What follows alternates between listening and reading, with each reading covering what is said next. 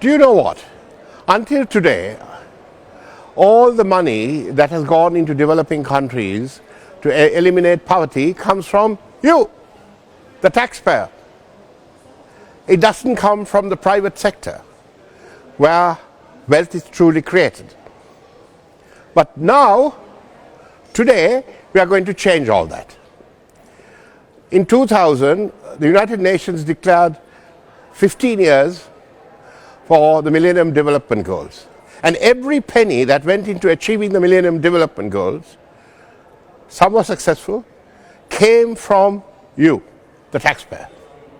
Nothing came from the private sector, industry, commerce, the wealth creators. The European economy is 19 trillion US dollars. That's created by the private sector.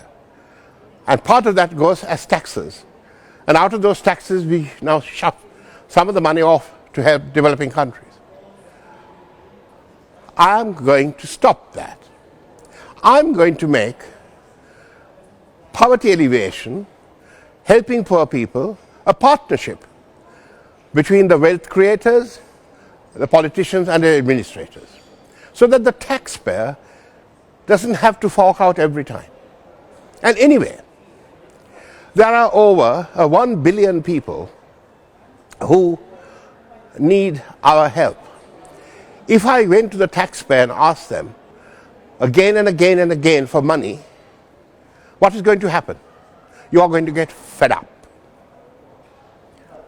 We require at least $200 billion to make an impact and raise the living standard of those people from living on $1 a day to living on $2 to $3 a day.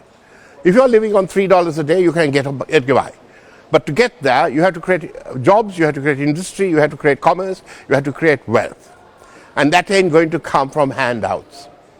So this report, for the first time in the history of the European Parliament, is going to examine how the private sector becomes partners in global poverty alleviation programs and help the poor to have a sustainable life.